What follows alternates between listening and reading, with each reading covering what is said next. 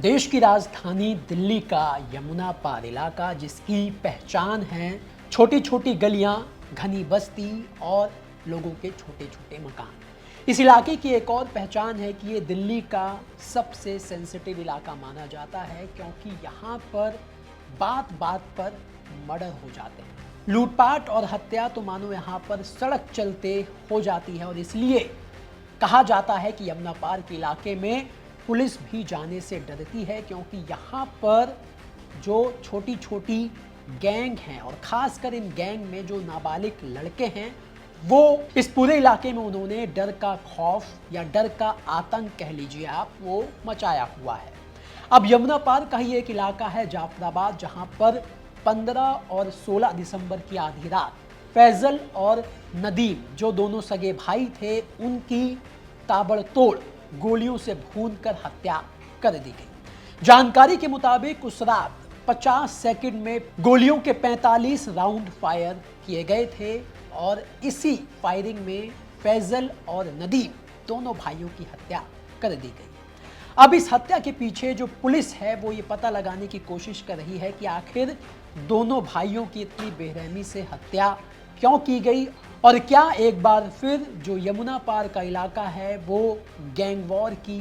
चपेट में आ चुका है। क्योंकि जिस तरीके से इन दोनों भाइयों की बेरहमी से आधी रात 45 राउंड गोलियां फायर करके हत्या की गई, ये गैंग वॉर के पैटर्न को दर्शाता है। तो आज के क्राइम कैपिटल के इस एपिसोड में हम जाफराबाद में दोनों भाइयों की जो मौत हुई, गोलियों से भूनकर जिनकी हत्या की गई, उसके बारे में अब तक जो भी जानकारी निकलकर सामने आई है वो आपको बताएंगे। नमस्ते, मेरा नाम दिनेश यादव है और आप दिल्ली तक देख रहे हैं। सबसे पहले तो आपको बता दें कि ये जो वारदात है ये 15 और 16 दिसंबर की आधी रात तकरीबन 1:40 पर हुई, जब दिल्ली पुलिस को एक कॉल गई और दिल्ली पुलिस को ये जानकारी मिली कि ऋषि कदम मार्ग चौहान बांगर इलाके में ताबड़तोड़ गोलियां चली हैं और दो लोगों को, जो दो सगे भाई हैं नदीम और फैजल, इनको गोलियां मारी गई हैं। अब जैसे ही पुलिस को जानकारी मिली, पुलिस मौके पर पहुंची। पुलिस ने देखा कि वहां जो फैजल नाम का शख्स था उसकी लाश पड़ी हुई है, जबकि वहां पर लोगों ने बताया कि फैजल का जो भाई है नदीम,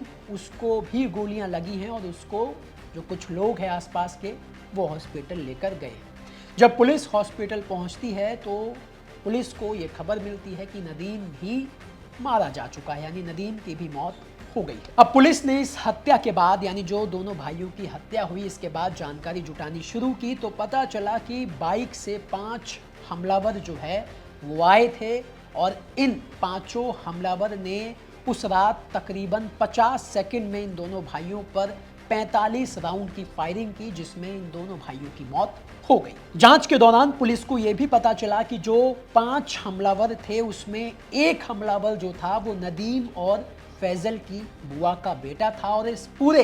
हत्याकांड का जो मास्टरमाइंड है उसका नाम बॉबी बताया जा रहा है, जो कि यमुना पार के इलाके में एक बड़ा हथियार का सप्लायर है, और ये सलीम पिस्टल से जुड़ा हुआ है। और साथ ही पंजाब के जो बड़े बड़े गैंगस्टर हैं उनसे भी ये जो बॉबी नाम का शख्स है, जिसे इस पूरी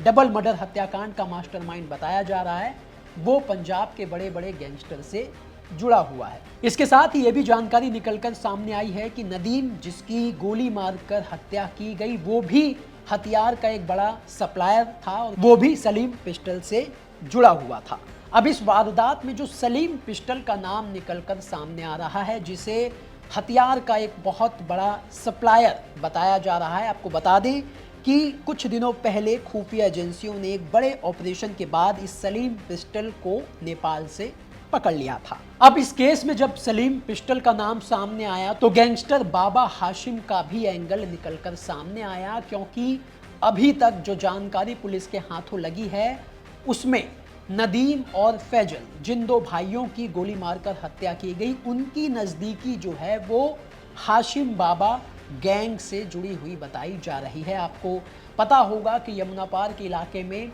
हाशिम बाबा गैंग की तूती बोलती है, और बताया जा रहा है कि ये जो दोनों भाई हैं वो हाशिम बाबा गैंग के लिए काम करते थे।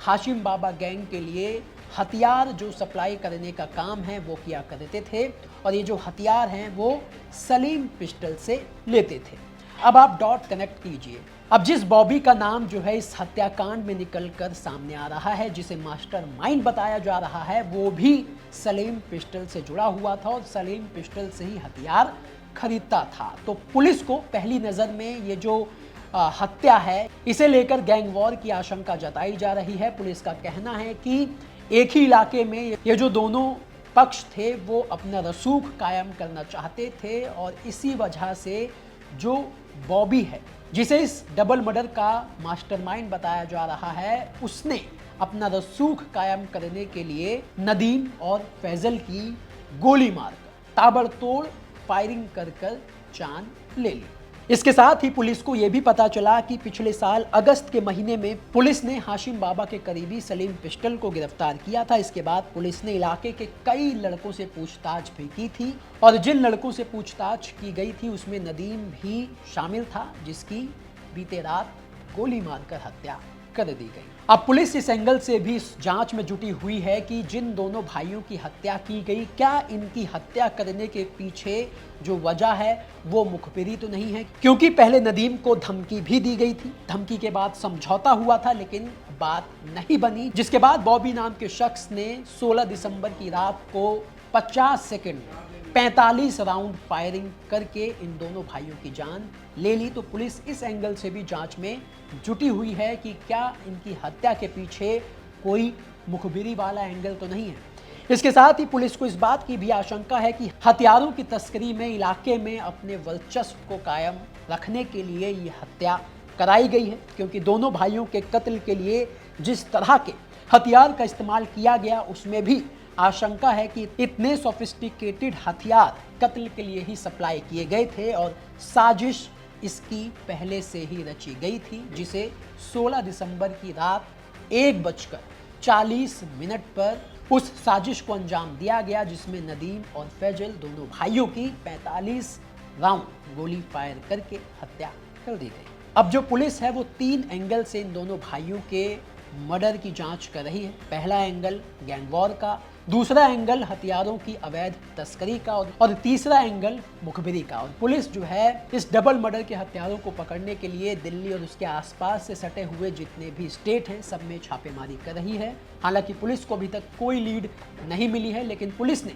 अभी तक इस मामले में जो भी जानकारी जुटाई है उसके आधार पर आगे की जाँच कर रही है। पुलिस का कहना है कि इस हत्या में जितने भी लोग शामिल हैं उनको जल्दी से जल्दी पकड़ा जाएगा और उसके बाद ही इस डबल मर्डर के पीछे जो वजह है वो निकलकर सामने आएगी कि आखिर 45 राउंड फायरिंग करके इन दोनों भाइयों की जान क्यों ली गई।